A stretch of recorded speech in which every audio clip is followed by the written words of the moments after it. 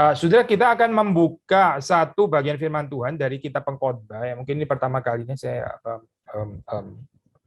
khotbah kitab Pengkhotbah di Harapan Indah. Ya. Kita membaca Pengkhotbah pasal 9, kita membaca ayat 11 sampai dengan ayat terakhir pasal 9. Pengkhotbah pasal 9 kita membaca mulai dari ayat 11 sampai ayat yang ke-18. Lagi aku melihat di bawah matahari bahwa kemenangan perlombaan bukan untuk yang cepat dan keunggulan perjuangan bukan untuk yang kuat. Juga roti bukan untuk yang berhikmat. Kekayaan bukan untuk yang cerdas. Dan karunia bukan untuk yang cerdik cendekia. Karena waktu dan nasib dialami mereka semua. Karena manusia tidak mengetahui waktunya, seperti ikan yang tertangkap dalam jala yang mencelakakan dan seperti burung yang tertangkap dalam jerat. Begitulah anak-anak manusia terjerat pada waktu yang malang. Kalau hal itu menimpa mereka secara tiba-tiba. Hal ini juga aku pandang sebagai hikmat di bawah matahari dan nampaknya besar bagiku. Ada sebuah kota yang kecil penduduknya tidak seberapa. Seorang raja yang agung menyerang, mengepungnya dan mendirikan tembok-tembok pengepungan yang besar terhadapnya. Di situ terhadap seorang miskin yang berhikmat. Dengan hikmatnya ia menyelamatkan kota itu. Tetapi tak ada orang yang mengingat orang yang miskin itu. Kataku, hikmat lebih baik daripada keperkasaan.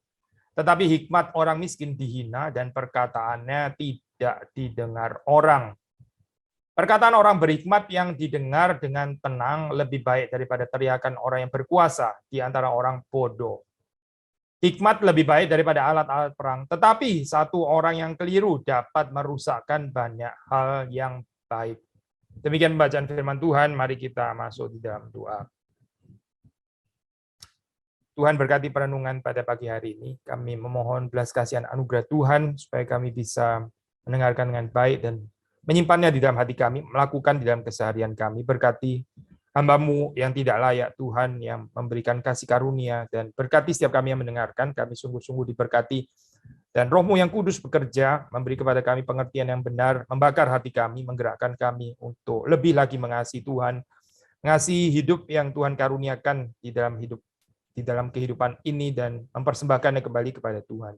Kami menyerahkan untuk pemberitaan firman Tuhan dari awal sampai dengan akhir, bahkan seluruh kebaktian dari awal sampai dengan akhir di dalam berkat dan anugerah Tuhan. Demi Yesus Kristus kami berdoa. Amin. Ya, so, karena ini pertama kali kita sedikit saja membicarakan tentang ini ya, background daripada Pengkhotbah. Kalau saudara melihat ini mungkin salah satu kitab di dalam Perjanjian Lama yang paling pesimistik ya, yang paling dark, kayak seperti kayak nggak ada pengharapan gitu. Kita wondering kenapa ada kitab seperti ini bisa masuk di dalam kanonisasi kitab suci gitu. Saudara, kita sudah sering mengatakan ya, kitab suci yang kita percaya itu bukan gambaran yang indah-indah saja gitu, apalagi bukan gambaran idealis, bukan gambaran utopia ya, yang saking indahnya sampai nggak bisa dihidupi gitu, too ideal atau too good to be true, bukan. Tapi membicarakan realita hidup manusia, termasuk kekecewaan manusia, kesedihan manusia, ya, ketidakadaan pengharapan, bahkan sinisme dan sarkasme pun bisa masuk juga di dalam kanonisasi Alkitab itu. Dan tentu saja nggak berhenti di situ ya, ada pengharapan di dalam Kristus kalau kita membacanya di dalam terang Perjanjian Baru. Nah, bagi pengkhotbah ini dia terbatas ya melihatnya. Dia melihat kehidupan manusia itu akan diakhiri dengan kematian. Sudah kematian ya sudah selesai. Jadi pengkhotbah ini boleh dikatakan mewakili pandangan naturalistik ya dari kehidupan ini, pandangan naturalisme. Pandangan yang hanya mengatakan ya manusia itu basically ya aspek biologis saja, aspek natural. Yang disebut dengan jiwa, yang disebut dengan roh itu apa? Ya oke lah, mungkin ada, tapi juga setelah mati berhenti semua. Sebetulnya jauh sebelum ini ya, gambaran naturalisme modern di dalam zaman kita, dalam zaman saudara dan saya, pengkhotbah sudah mengeksplor bagian ini. Kematian itu akhir daripada segala sesuatu, ya, dan bahwa roh jiwa ya setelah mati ya sudah berhenti, nggak ada lagi yang namanya existence ya. Itu sudah dipelajari oleh pengkhotbah, sudah di observe ya. Kalau percaya seperti demikian, lalu implikasinya apa saja? Nah, implikasinya itu seperti yang kita baca dalam ayat-ayat ini tadi. Gambarannya indeed sangat realistik di dalam kehidupan manusia ya, nggak salah karena memang terjadi di dalam hidup manusia ya seperti itu. Menarik, Zoe, kalau kita membandingkan sekali tadi kita mengatakan terang perjanjian baru ya, whereas di dalam Kohelet ya, di dalam pengkhotbah itu waktu dia melihat ini semua dia akhirnya frustrasi, everything itu meaningless, gitu. Hebel meaningless ya. Tapi kalau sudah membaca di dalam Paulus ya, misalnya di dalam surat Roma pasal ke-9, waktu Paulus menyadari bahwa segala sesuatu itu bukan bergantung kepada usaha atau keinginan manusia ya.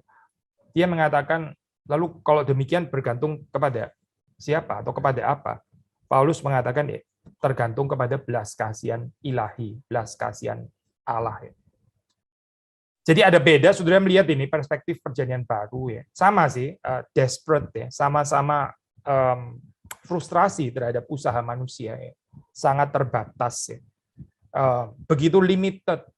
Tapi itu justru membawa Paulus untuk berharap kepada belas kasihan Tuhan. Tapi bagi Kohelet, bagi pengkhotbah, ya ini ya frustrasi berarti. Everything is meaningless.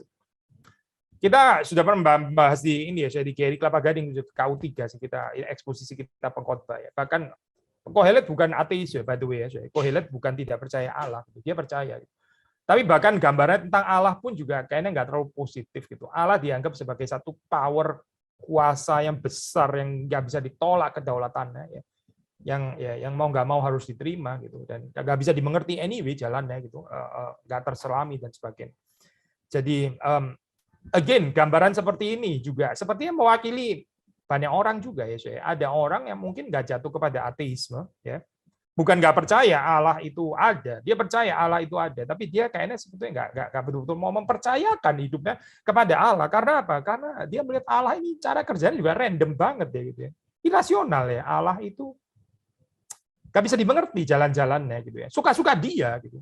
Dan kita juga nggak bisa berperang melawan dia. Dia Allah kok, dia maha kuasa. Jadi kita mau nggak mau harus menerima dia gitu. Kita harus menerima ya Bapak ini kedaulatannya gitu. Tapi sebenarnya di dalam hati sebenarnya di deep down di dalam hati ya nggak puas juga sih sebetulnya. Nggak betul-betul mau surrender. Ya bagaimana ya, dia Allah, saya bukan Allah, ya sudah terima saja, memang nasibmu begitu. Dan kayaknya Kohelet bukan cuma bicara tentang Allah yang seperti itu, dia bicara tentang raja ya, tentang pembesar, tentang orang-orang yang powerful. Dia mengatakan kalimat yang sama. Lu jangan cari perkara dengan yang namanya raja gitu. Nanti hidupmu repot aja gitu ya. Lu kalau cari perkara sama raja, ya masalah hidupmu karena kamu nggak punya kekuasaan. Raja itu punya kekuasaan ya. Jadi ya cobalah ini apa? Jangan cari perkara, jangan cari masalah dengan ini ya orang-orang yang powerful. Bukankah ini gambaran di dalam dunia kita kan ya? Bukankah memang di dalam dunia kita kan ya seperti ini gitu. Ini bukan tentang siapa benar, siapa salah, tapi siapa powerful, siapa nggak powerful, siapa powerless ya. Siapa punya uang, siapa kaya, siapa miskin gitu. Ini kan yang lebih menentukan daripada apa?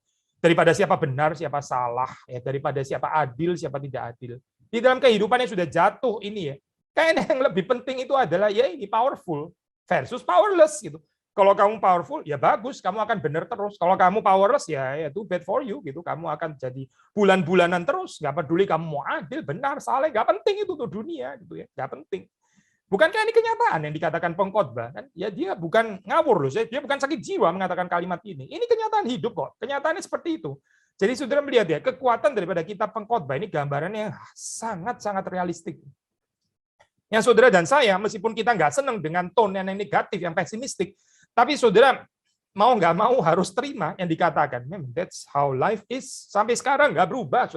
Ini sudah berapa ribu tahun sejak kitab ini ditulis. Nggak ada perubahan apa-apa yang dikatakan pengkhotbah. Hidup masih tetap seperti itu. Masih sama. Ya.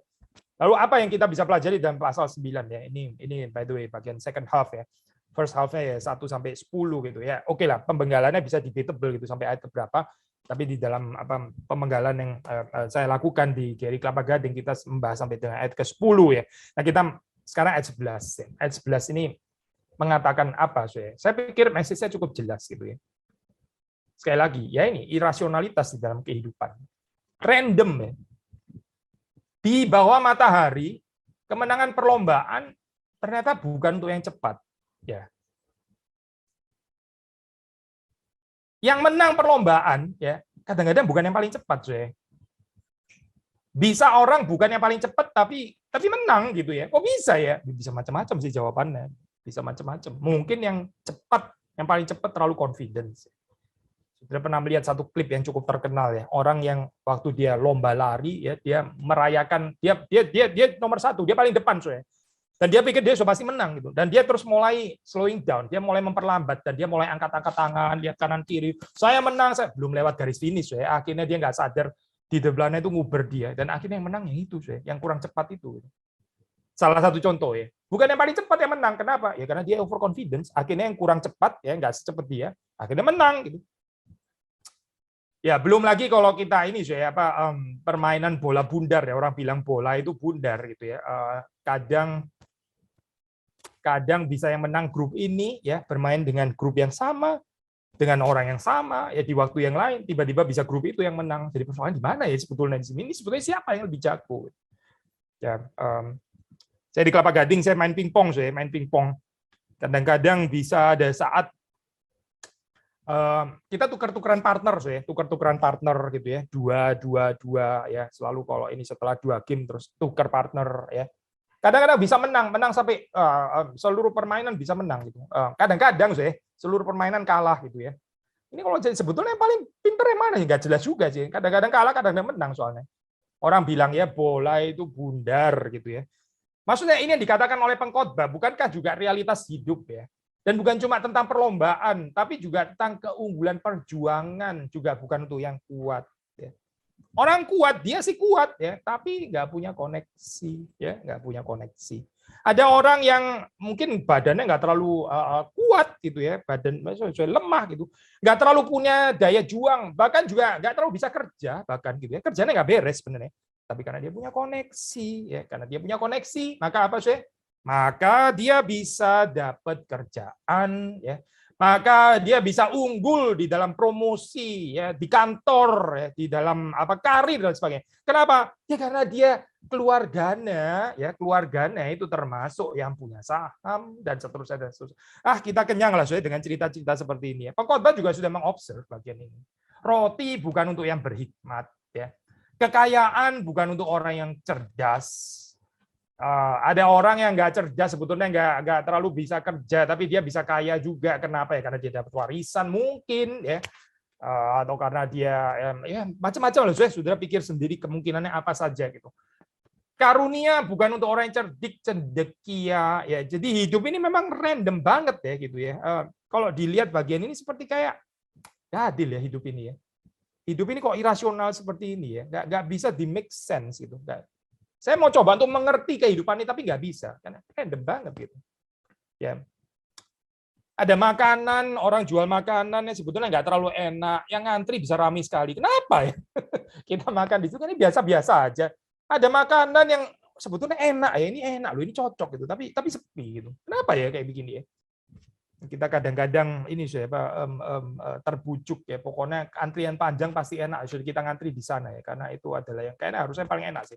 Ya, kadang-kadang memang ngantri panjang benar-benar enak, tentu saja bisa seperti itu ya, tapi nggak selalu juga, nggak selalu. Hidup ini bisa nggak karu-karuan seperti dikatakan di dalam kitab Pengkhotbah. Lalu Pengkhotbah memberikan alasan ini. Kenapa ya? Karena waktu dan nasib dialami mereka semua. Terjemahan di dalam bahasa Inggris itu Tremper Longman menerjemahkan time and chance. Wah, ini terjemahan universal juga ya. Waktu dan nasib, time and chance. Ini nasib ya, bahasa Indonesia pakai istilah nasib, chance. Chance itu di dalam nuansa bisa juga kayak semacam kebetulan gitu ya. Kebetulan banget ya. Random itu tadi. Apa nih yang apa itu yang random? Apa nih? Nah, di dalam tulisan daripada ini pengkhotbah itu ya, akhirnya menuju kepada kematian. Tapi sebelum bicara tentang kematian ya, perubahan waktu itu vicissitudes of time ya, perubahan waktu itu nggak bisa dikontrol oleh manusia. Seperti perubahan musim, itu Tuhan yang mengontrol. Manusia nggak bisa kontrol itu. Ada waktu orang itu terkenal gitu, wah so populer. Billboard nomor 1 gitu misalnya.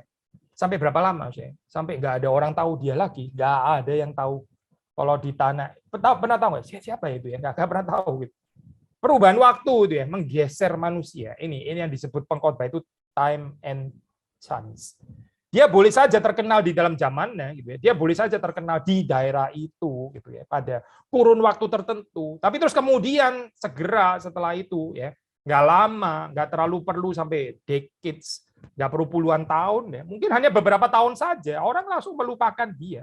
Sudah nggak diingat lagi, jasannya, apa nggak ada orang tertarik lagi, karena mungkin ya sudah lewat lah, itu sudah masa lampau. Hidup kan jalan terus, gitu ya. Hidup kan terus bergerak, gitu ya. Kita menghadapi yang di depan, bukan nostalgia ke belakang. Lalu apa, ya itu ya sudah dilupakan. Makanya banyak orang ketakutan kalau dilupakan. Dia bikin monumen di mana-mana karena dia takut banget kalau dia dilupakan, gitu ya. Dia bikin monumen, dia ini khususnya orang-orang kaya, gitu ya. Ini library apa dikasih namanya dia, nanti gedung apa ya dikasih namanya dia, ya tentu saja dengan uang yang mesti dikasih ke sana. Dikasih uang ke sana supaya namanya masuk dipakai di sana. Manusia takut kalau namanya dilupakan. Tapi ini adalah realita kehidupan kan ya. Di dalam zamannya orang semua senang, orang semua tepuk tangan. Setelah itu siapa ya orang itu? Saya nggak pernah dengar. Nggak bisa di-search juga mungkin bahkan. Ini yang disebut oleh pengkhotbah itu time and chance. Ya. Waktu dan nasib itulah yang ternyata memerintah ya jalan kehidupan seseorang. Time and chance, waktu dan nasib inilah ya. Pergantian waktu yang kadang-kadang ya memang sih bisa lama, prosesnya panjang, bisa juga. Tapi bisa juga di dalam sekejap mata. Di dalam sekejap mata. Ada orang yang sudah berkuasa ya puluhan tahun seperti yang nggak mungkin digulingkan. Tiba-tiba di dalam hitungan hari ya sudah selesai kekuasaannya. Kita baru nggak lama.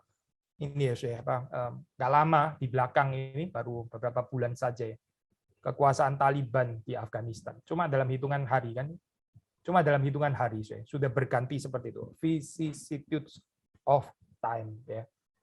Time and chance itulah yang sepertinya berkuasa. Lalu orang yang sepertinya sudah stabil ya di situ ya, sudah bagus di sini. Tiba-tiba habis.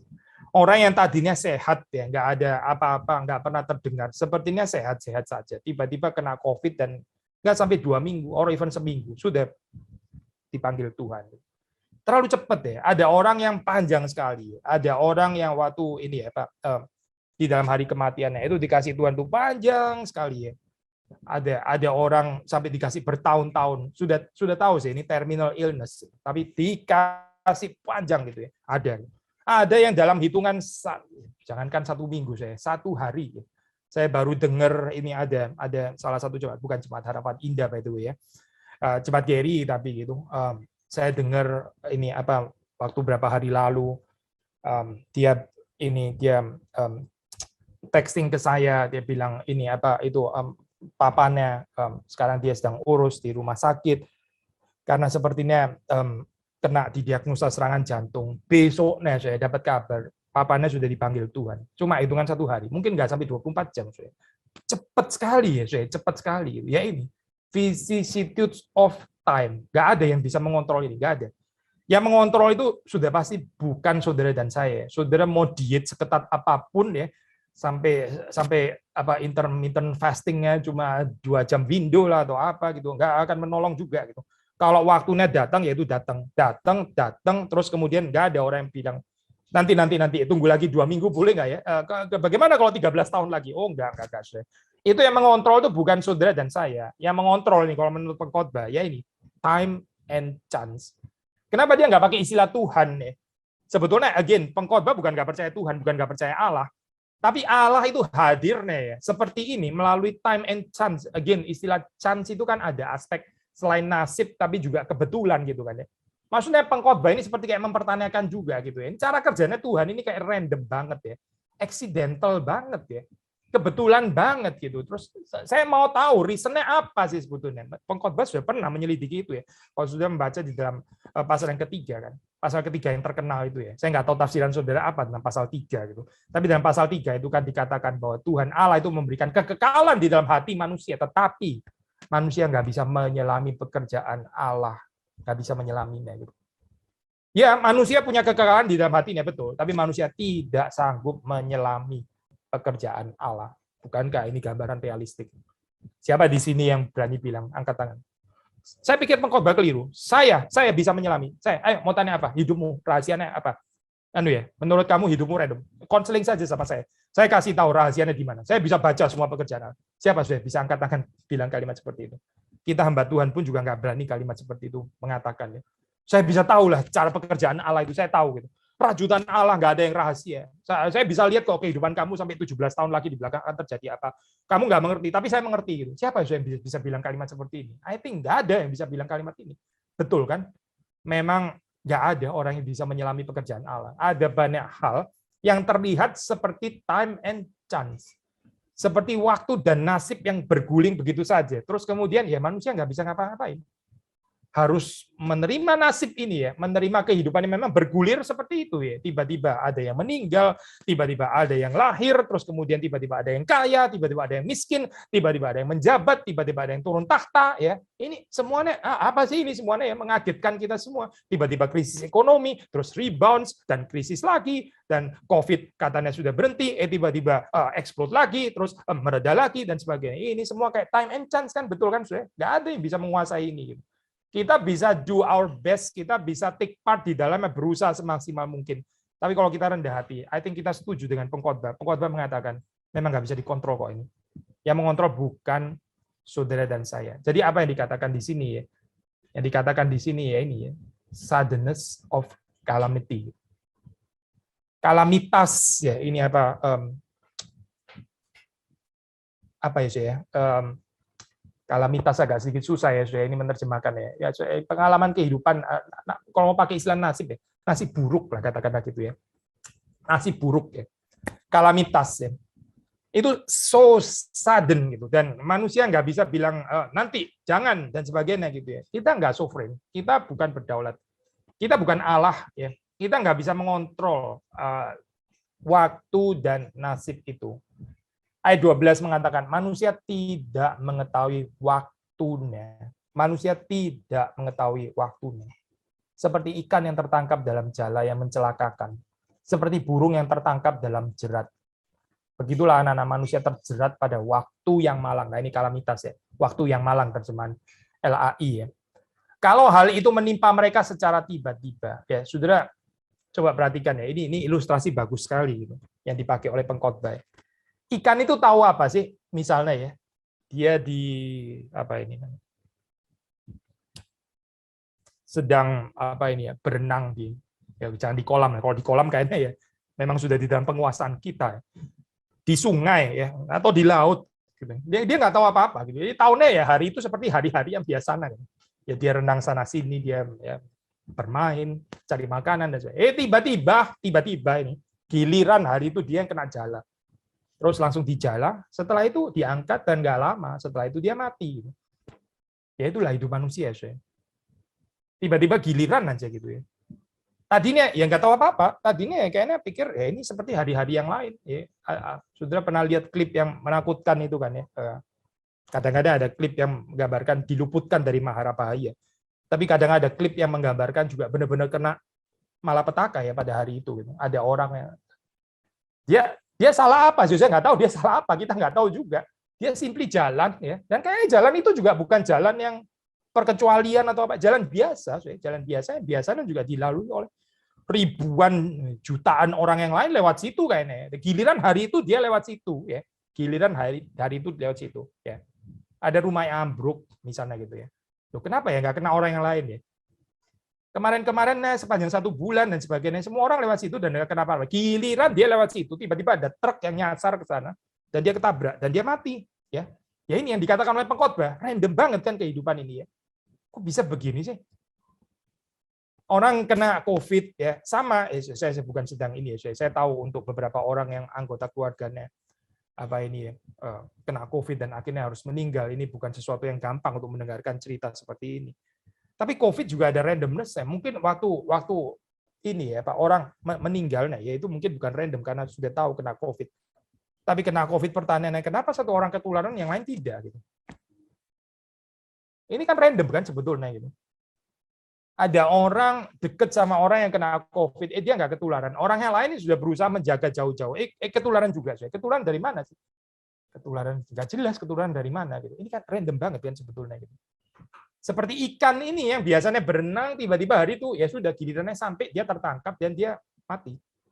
Atau burung ya yang tertangkap di dalam jerat. Ya. Pengkhotbah menggambarkan kehidupan manusia seperti ini. Ada gilirannya juga kita akan tertangkap oleh jerat, terus setelah itu ya sudah berakhirlah kehidupan kita. Kita masuk pada waktu yang malang. Ya di sini sebetulnya pengkhotbah ini membicarakan tentang kematian sih di sini. Ini bukan ikan yang tertangkap dalam jala, terus kemudian dijadiin apa ini namanya ya hiasan di akuarium ya bukan itu maksudnya, tapi lebih kepada ikan yang tertangkap dalam jala ya terus dimakan. Ini burung yang tertangkap di dalam jerat, bukan terus kemudian ditaruh di cage ya pagi-pagi dipasang gitu ya supaya syuting dan sebagainya, kayak bukan ke sana gitu, tapi menunjuk kepada kematian sebetulnya, kematian yang datang dengan tiba-tiba dan orang itu nggak siap gitu. Saya tahun lalu ini ya, saya seperti sudah tahu ini ya, Pak. Papa saya meninggal juga tahun lalu gitu. Kita sudah mempersiapkan diri cukup lama sebetulnya, cukup lama gitu. Dan ya sudah bisa tebak lah ya. Kita pikir kita siap gitu. Ternyata waktu kematiannya datang ya, lain ya saya dengan yang kita pikir gitu, lain. Bahkan nih saya masih ingat di hari terakhir waktu masih di rumah sakit di rumah sakit ya, itu. Ini sudah betul-betul jam-jam terakhir. Saya sudah bilang, oke Pak, silakan kalau mau berangkat ini apa, ya silakan berangkat, silakan pergi. Kita benar-benar siap. Saya merasa siap. Ya, memang juga sudah siap juga pada waktu itu ya. Tapi setelah betul-betul Tuhan panggil, ya setelah itu pukulan itu masuk, ternyata nggak terlalu gampang ya saya menghadapinya gitu. Kita pikir waktu di dalam jam terakhir itu kita sudah bisa melepas pergi. Dan kayaknya memang saya cukup tulus saya. Bukan munafik pura-pura mau melepas tapi sebetulnya nggak rela. Saya pikir saya juga cukup tulus, memang ya sampai sini waktunya Tuhan ya. Tapi setelah terus kemudian kematiannya masuk ya, itu perasaan keterhilangan itu so real dan kayaknya berbeda saya perasaan saya dengan waktu di rumah sakit itu ya. Ada regret dan sebagainya. I think semua orang mungkin mengalami yang sama ya, kurang lebih di dalam hal ini. Kita mau bicara apa sih saya? Kita mau bicara sesiap-siapnya kita ya menghadapi kematian. Tetap perasaan sudden itu akan selalu ada gitu. Kalau kita normal saya pikir ya. Orang nggak akan mengatakan ya saya sudah siap kok. Setelah terus kemudian kematian datang, ya kan saya sudah bilang saya sudah siap, nggak apa-apa. Mana hari ini mau pergi kemana? Mau pergi ke pantai, nggak apa-apa. Saya sudah siap kok kematian ini. Kayaknya agak masalah deh orang ini kayaknya gitu ya. Mungkin relasinya nggak terlalu baik dengan orang yang meninggal itu. Makanya dia bisa nggak ada feeling sama sekali. Tapi kalau kita ada feeling, kita ada relasi, ya bagaimanapun sesiap-siapnya, kita akan merasa ini sudden, gitu, still sudden. Padahal mungkin sudah dikasih panjang loh waktunya, sudah dikasih panjang untuk case ini ya. Papa saya itu paling nggak ada 1 tahun. Dia 1 tahun terakhir lebih bahkan ya, itu tinggal bersama dengan saya di Singapura. Sebetulnya ya dibilang cukup lah ya. 1 tahun lebih dia nggak pernah tinggal bersama saya. Terakhir Tuhan kasih terakhir kesempatan 1 tahun lebih tinggal bersama dengan saya dan keluarga. Ya. Kalau dibilang cukup nggak waktu untuk preparation? Ya cukup sih harusnya, cukup lah. Itu panjang loh, itu bukan dikasih 2 minggu gitu. Tapi setelah kematian datang, still perasaan the suddenness ya of death tetap bagaimanapun ya pengkhotbah benar di dalam hal ini. Kita nggak bisa mengatakan enggak kok nggak sudden, saya sudah totally prepared. Kayaknya agak aneh ya emosinya orang seperti itu. Dan ini sih waktu saudara membaca ya yang dikatakan pengkhotbah ya, di dalam ayat ke-12 itulah ya pada waktu malang ya hal itu menimpa manusia itu secara tiba-tiba ya, ketiba-tibaan waktu malang yang nggak ada manusia itu bisa betul-betul fully completely prepared, itu kayaknya nggak ada sih, memang nggak ada. Jadi kita be realistik aja, memang kita nggak siap untuk banyak hal. Tapi pertanyaan tentu saja bagaimana waktu itu datang, terus kemudian bagaimana kita bergerak ke depannya. Ini yang kita perlu bicarakan. Bahwa kita nggak mungkin bisa mempersiapkan diri sesiap-siapnya sampai nggak bisa ada aspek sudden sama sekali. Itu kayaknya nggak realistik. Nggak realistik. Bahwa kita menghadapi kematian sampai nggak ada sama sekali, zero regret gitu misalnya, kayaknya nggak realistik sih. Nggak realistik. Kayaknya nggak mungkin deh ini. Karena bagaimanapun kita ini sinful kok. Kita ini orang yang berdosa. Kita ada kesalahan. Bagaimana nggak ada regret? Nggak mungkin itu. Kecuali saudara perfect banget di dalam mencintai ya. Ya baru nggak ada regret, tapi kayaknya bisa Pak kita mencintai perfect kayak begitu, kan nggak bisa ya. So, bagaimanapun juga ya, akan ada still aspek suddenness of death, of calamity itu. Lalu kemudian pengkhotbah melanjutkan ayat 13 ya. Ini ganti tema ya. Tapi juga bisa direlate ya kemiripannya. Nah, ini ganti tema, ceritanya ganti, yaitu hal ini juga aku pandang sebagai hikmat di bawah matahari dan nampaknya besar bagiku. Jadi, saudara melihat di sini ini menimbulkan satu impression yang dalam ya. Nampaknya besar bagiku, memberikan apa ya? Impresi kesan yang mendalam bagi pengkhotbah. Apa tapi gitu? Ada sebuah kota yang kecil, penduduknya tidak seberapa. Seorang raja agung menyerang ya, raja besar menyerang, needless to say dia pasti punya military power gitu ya, karena raja besar kok. Mengepungnya dan mendirikan tembok-tembok pengepungan yang besar terhadapnya. Tapi terus kemudian di situ terdapat seorang miskin yang berhikmat dengan hikmat yang menyelamatkan kota itu. Tetapi tak ada orang yang mengingat orang yang miskin itu. Apa sih yang mau dikatakan pengkhotbah di sini ya? Pertama, pengkhotbah itu mengatakan bahwa wisdom ya atau hikmat itu ada harganya. Ya, kalau nggak ada orang yang berhikmat di kota yang sederhana ini ya, kota yang kecil ini, ya kota ini akan langsung runtuh karena yang menyerang raja besar kok ini. Raja agung yang menyerang. Kalau nggak ada orang yang berhikmat, dia langsung runtuh. Jadi pengkhotbah mengatakan, hei perhatikan ya, hikmat itu ada kegunaannya. Hikmat itu ada value-nya. Hikmat itu sesuatu yang berharga, jangan dihina ya.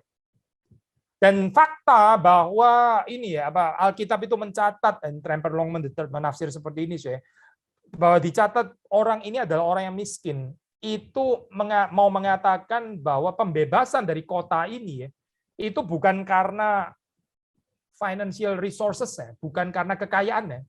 Dia bukan orang kaya, dia orang yang miskin. Jadi saudara mesti exclude kota ini, dibebaskan jangan-jangan karena raja agungnya disuap kalian. Dia nggak ada uang untuk menyuap, saya nggak ada. Gitu.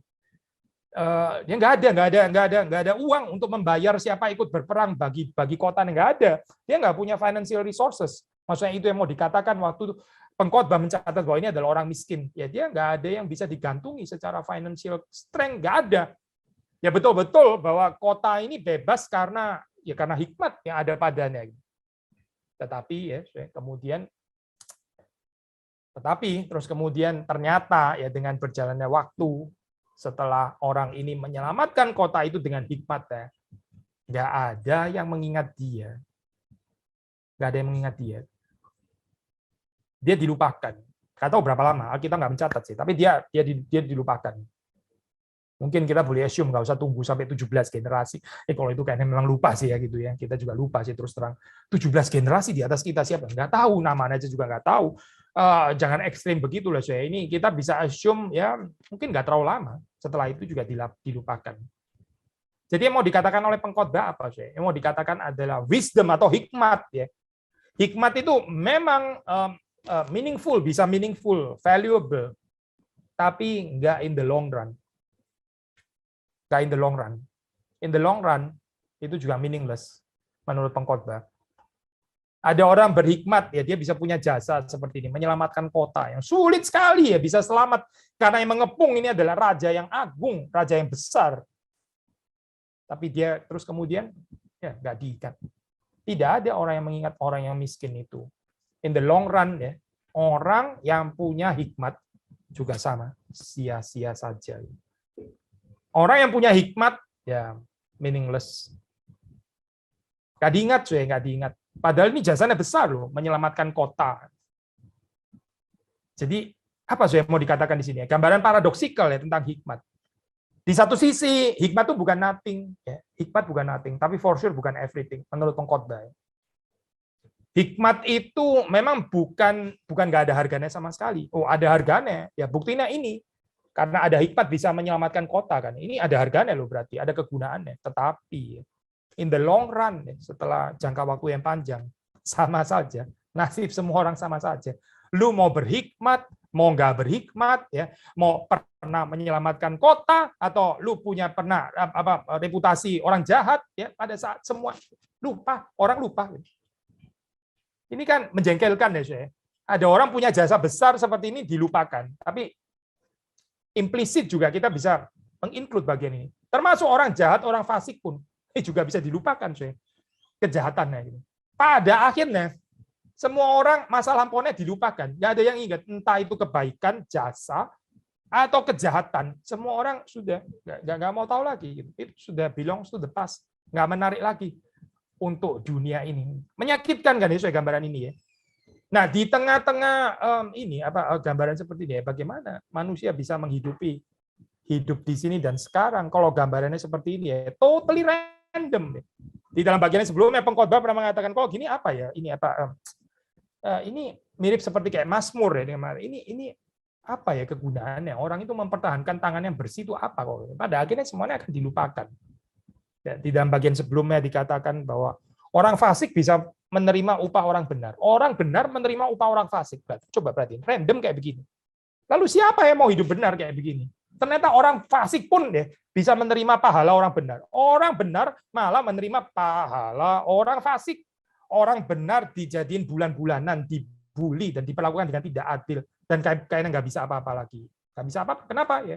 Karena yang berkuasa adalah orang-orang yang powerful ya. Karena yang dianggap, yang dilihat adalah orang-orang yang kaya. Nah ini kan gambaran dunia kita seperti ini. Orang yang kecil yang selalu digencet gitu ya. Orang yang semena-mena akan terus semakin semena-mena ya. Dan akan terus melakukan bully itu. Memang keadaan dunia kan seperti ini. Lalu bagaimana? Harapannya apa di dalam keadaan seperti ini? Saya lanjutkan ya. 3 ayat terakhir. Pengkhotbah berkata, hikmat lebih baik daripada keperkasaan, tetapi hikmat orang miskin dihina dan perkataannya tidak didengar orang. Hikmat lebih baik daripada keperkasaan. Betul sih ya. Tadi loh, cerita kota tadi kan, hikmat akhirnya menyelamatkan kota itu ya. Maka hikmat lebih baik daripada keperkasaan. Raja agung yang menyerang tadi, yang perkasa, dia nggak berhasil untuk menguasai kota itu, karena keperkasaan bukan segala sesuatu. Ternyata hikmat lebih baik. Ya betul, hikmat lebih baik. Tetapi perhatikan ya, hikmat pun ada limitasinya. Hikmat orang miskin dihina dan perkataannya tidak didengar orang. Nah inilah saya. Coba perhatiin ya. Orang itu selebriti kalau ngomong kentut pun viral gitu ibaratnya gitu ya. Kentut pun dia bikin TikTok langsung viral. Itu kalau selebriti yang kentut gitu misalnya. Tapi ada orang miskin, orang sederhana mengatakan kalimat-kalimat wejangan-wejangan filosofis yang sangat tinggi hikmatnya. Nggak ada orang peduli. Kenapa? Ya karena dia bukan selebriti. Orang kaya ya kalau ngomong semua orang manggut-manggut mesti dengarkan gitu. Padahal omongannya semuanya omong kosong dan nggak ada artinya. Tapi orang miskin yang mengatakan kalimat yang berharga, nggak ada orang mau dengar. Kenapa? Ya karena dia miskin. Ya inilah keadaan hidup saya. Menyakitkan, memang menyakitkan, tapi this is the fact. Pengkhotbah ini mengajak kita untuk melihat gambaran realita dunia. Ya memang menyakitkan ini. Daripada kita pura-pura, enggak kok, enggak gitu, ya enggak seperti itu, ya kamu salah ngerti, ya. Bohong sih orang-orang itu. Gitu. Orang-orang yang nggak realistis ini seringkali adalah orang-orang yang bohong sebetulnya. Gitu. Yang mau menggambarkan yang indah-indah, tapi sebenarnya nggak ada kenyataannya. Kenyataannya tidak seperti itu. Saudara, kalau kita mau betul-betul menghargai the sweetness of Christ, kita mesti masuk sampai keadaan kebobrokan dunia yang seperti ini. Karena kalau enggak, kita nggak mengerti Kristus siapa. Kristus bukan hadir di tengah-tengah taman yang indah. Bukan. Kristus bukan hadir di tengah-tengah pemandangan yang indah, terus pemandangan sudah indah, Kristus hadir bikin sedikit lebih indah. Oh, bukan. Kristus bukan itu. Kristus itu hadir dalam keadaan dunia yang kita bicarakan ini, di mana nggak ada keadilan, di mana orang miskin terus dibully, terus dihina, dan sebagainya. Ini Kristus hadir di dalam keadaan yang seperti ini.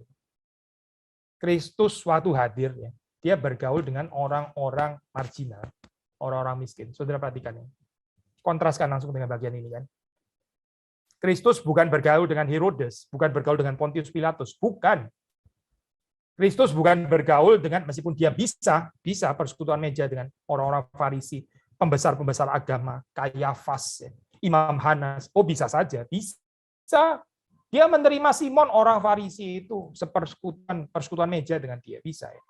Tapi Alkitab ya, Injil mencatat dia suka bergaul dengan pelacur. Bukan melacur ya maksudnya ya, tapi dia bisa mencintai pelacur, dia bisa mencintai pemungut cukai, tax collector. Dia bisa dengan anak-anak kecil yang sangat nggak diperhitungkan di antara orang Yahudi, dengan perempuan, bahkan perempuan Samaria lagi. Ya ini kan. Sudah melihat kan, kontraskan langsung kan.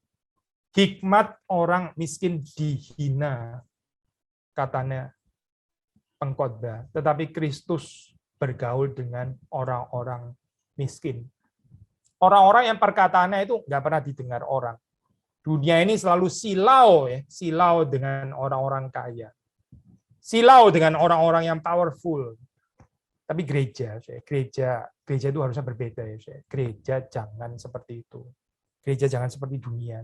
Gereja kalau seperti dunia itu celaka.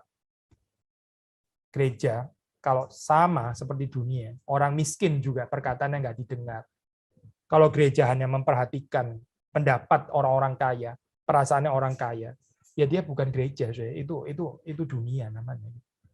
Gereja itu gereja karena berbeda dengan dunia. Kalau gereja sudah kehilangan rasa asinnya, ya dia seperti dunia. Dia bukan lagi gereja berarti. Yesus datang ya, untuk menggoncangkan tatanan ini. Waktu Yesus datang ke dunia, dia mau merombak ya, tatanan establishment yang dibangun di dalam dunia ini. Gitu. Dan itu harusnya dihidupi oleh gereja. Cerita Yesus Kristus itu harusnya hadir di dalam komunitas gereja. Harusnya. 2 ayat terakhir. Perkataan orang berhikmat yang didengar dengan tenang lebih baik daripada teriakan orang yang berkuasa di antara orang bodoh. Hikmat lebih baik daripada alat perang. Tetapi satu orang yang keliru dapat merusakkan banyak hal yang baik. 2 hal ya, 2 hal. Memang gambarannya ya agak pesimis di sini. Yang pertama saya di dalam ayat yang ke-17. Perhatikan ya saya di sini. Hikmat itu waktu diberitakan itu ada atribut ketenangan. Ketenangan. Hikmat itu tidak berteriak-teriak. Ya. Sudah pernah membaca kan kalimat ini juga di dalam Amsal kan. Hikmat itu bukan berteriak-teriak. Gitu. Ya, hikmat itu quiet, saya. Tapi bukan berarti nggak powerful, ya, saya. Itu hikmat itu seperti sinar matahari. Nggak ada orang bisa menghindarkan daripadanya sebetulnya. Tapi so subtle. Ya. Ini bukan sinar yang membakar, yang mendatangin orang dengan keperkasaan sampai terus kemudian semua orang akhirnya menyerah, mau nggak mau harus terima hikmat. Karena apa? Karena hikmat pakai corong gitu misalnya ya. Teriak-teriak dan sebagainya. Bukan, saya. Hikmat itu hikmat ya, hikmat yang asli. Itu quiet, ya, quiet. Berarti saudara perhatikan di sini ya, hikmat itu waktu diterima ya oleh orang-orang yang berbahagia, dia diterima itu karena isinya, isi yang berbijaksana ya, bukan karena volume suaranya. Nah ini saya coba perhatikan ya. Kadang-kadang di dalam dunia atau jangan kadang-kadang, seringkali ya, yang lebih berpengaruh di dalam dunia ini siapa saya? Orang-orang yang suaranya kenceng gitu. Yang suaranya kenceng, ya, ngomongnya lebih keras. Gak peduli kontennya apa, pokoknya dia ngomongnya meyakinkan. Ya. Coba dengerin itu ya, saudara, khotbahnya Hitler. Ya. Wah, saudara bisa, saya amazed sekali, ya, retorikanya Hitler. Luar biasa ya, itu retorika seperti itu. Isinya apa ya, sudah tahu isinya apa. Hitler itu main volume, gitu ya, bukan main konten. Kontennya semua penghasutan. Ya. Penghasutan tapi diberitakan dengan suara yang keras, ya. Vokal, ya. Akhirnya menguasai dunia, orang-orang yang vokal, ya. Orang-orang yang ngomong kenceng, ya. Tapi isinya apa? Mau benar, salah, ngawur, fitnah dan sebagainya. Pokoknya ngomong kenceng dulu aja. Sebelum orang ngomong, ya dia ngomong dulu, ngomong yang kenceng supaya apa? Supaya jangan kalah langkah gitu misalnya. Ya inilah gambaran dunia gitu. Saudara, orang-orang Kristen bukan itu, bukan. Saudara dan saya nggak dipanggil untuk itu. Kalau kita ikut-ikutan kenceng-kencengan kayak begini, ya sudah, kita ikut dunia berarti. Kita bukan ikut ajaran firman Tuhan. Pokoknya yang penting ngomong dulu, kenceng dulu ya, teriak dulu ya. Biarin orang kaget terlebih dahulu, sampai dia nggak sempat teriak balik gitu ya. Karena sudah budek duluan gitu misalnya. Bukan, saya ini bukan jalannya hikmat. Jalan hikmat tidak diberitakan dengan cara kenceng-kencengan kayak begini, bukan. Bukan dengan volume yang sekenceng-kencengnya, bukan. Hikmat itu diberitakan atributnya itu ada quietness, ada ketenangan. Jadi orang yang menerima, jelas dia menerima karena isinya, karena dia mengerti. Bukan karena teriakan yang kencang. Yang kedua, saya. Nah, ini sekali lagi ya, bicara hikmat valuable ya, ada valuable, tapi terus kemudian segera setelah itu direlativisasi oleh pengkhotbah seperti tadi. Hikmat orang miskin ada baiknya bisa menyelamatkan kota, tetapi akhirnya toh nggak diingat orang ya, direlativisasi lagi kan. Ada keterbatasan hikmat. Di sini juga, saudara perhatikan ya. Hikmat itu ya sangat indah ya. Karena waktu diterima, dia diterima bukan karena suara yang kencang, tapi karena its quietness, karena isinya ya, orang menerima. Ya. Ya, ini sama ya kalau kita mau ini ya bicara tentang pengkhotbah ya. Ada pengkhotbah yang kalau khotbah teriak-teriak tapi sebenarnya isinya nggak terlalu ada sebenarnya. Tapi dia ngomongnya teriak-teriak kenceng ya, ngomongnya kenceng. Tapi ada mungkin pengkhotbah yang ngomongnya nggak teriak-teriak, bisa nggak ada isinya juga sih memang ya. Saudara jangan keliru ya, bukan berarti quiet otomatis langsung ada isinya.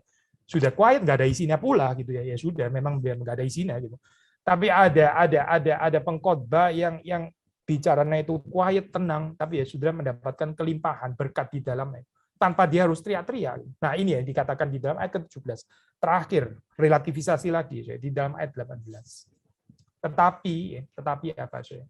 Tetapi kemudian dikatakan satu orang yang keliru saja ya, cuma satu orang ya, dia akan merusak banyak hal yang baik. Jadi orang berhikmat ini membangun sesuatu ya, membangun. Lalu terus kemudian hikmat ini lebih baik daripada alat-alat perang yang dibangun oleh hikmat. Bisa lebih baik, lebih berharga daripada yang dibangun oleh alat-alat perang ya. Ini sudah dibangun oleh hikmat, orang yang berhikmat membangun. Ya, sudah ada satu yang baik. Satu orang saja, cukup satu orang. Satu orang merusak banyak hal yang baik. Desperate deh saya baca ayat ini ya. Dan diakhiri dengan tone pesimistik ini. Apa ya harapannya ini? Orang sudah capek-capek gitu ya, ibaratnya membangun dengan kalimat hikmat yang bukan bergantung kepada volume, tapi bergantung kepada konten dan orang menerima ya. Terus kemudian ada satu orang masuk dan merusak semuanya. Merusakkan semuanya. Seperti kayak hikmat nggak punya daya apa-apa. Merusak lebih gampang ya agaknya daripada membangun. Ya memang merusakkan itu lebih gampang daripada membangun. Membangun itu penyangkalan diri, membangun itu air matanya banyak. Merusak gampang, sudah. Merusak itu gampang. Sudah tinggal teriak satu kali, sudah buyar semua. Paling gampang itu destruktif. Tapi saudara nggak bisa membangun dengan satu teriakan terus langsung jadi bangunan. Nggak bisa itu. Perhatikan ya, Yesus di dalam dunia, dia juga nggak membangun dengan satu teriakan. Ya, ini herannya kan ya, waktu penciptaan Allah cuma mengatakan jadilah terang, terang itu jadi. Saudara perhatikan Yesus itu sang firman ya, dia datang ke dalam dunia. Saudara baca dalam kitab Injil, mana ada kalimat Yesus, bersilah bait suci gitu. Lalu bersilah bait suci. Mana ada cerita kayak gitu? Nggak ada kan? Nggak ada loh itu cerita itu. Saudara melihat Yesus membentuk Petrus, itu panjang prosesnya, itu bangunannya panjang. Mau rusak gampang sekali. Tinggal teriak sekali langsung rusak, berantakan semuanya. Tapi membangun dengan jalan panjang ini, meskipun bisa dirusak, gampang dirusak. By the way, kalau kita membaca ayat ini tentu ini perspektif pengkhotbah, perspektif perjanjian lama ya. Perspektif orang yang nggak ada pengharapan tentang kebangkitan. Tapi bagi kita yang percaya kepada Yesus Kristus, tentu ya kita percaya orang yang membangun bersama dengan Kristus ya, itu bangunan itu meskipun secara kasat mata kelihatannya seperti kayak bisa dirusak gitu. Tetapi Tuhan yang memeliharakan pekerjaannya. Karena ini adalah pekerjaan Tuhan, bukan pekerjaannya dia. Tapi kalau saudara membangun your own pekerjaan, karyamu sendiri, ya sudah rusak saja. Anyway, pekerjaan manusia ngapain sih mesti ada sampai selama-lamanya? Nggak penting itu. Tapi kalau pekerjaan Tuhan, ya, itu akan ada untuk selama-lamanya. Cuma pengkhotbah ini mengingatkan di sini ya, keterbatasan hikmat. Ya, orang kalau membangun dengan hikmat, itu jalannya panjang. Ya. Nggak bisa dengan satu teriakan langsung jadi, nggak bisa. Ini panjang sekali. Tapi mau merusak itu gampang. Cukup satu orang yang keliru, dia merusakkan ya banyak hal yang baik. Hopefully kita ini di dalam kehidupan kita jadi orang-orang yang membangun dengan hikmat ya, bukan jadi perusak. Karena jadi perusak itu gampang sekali.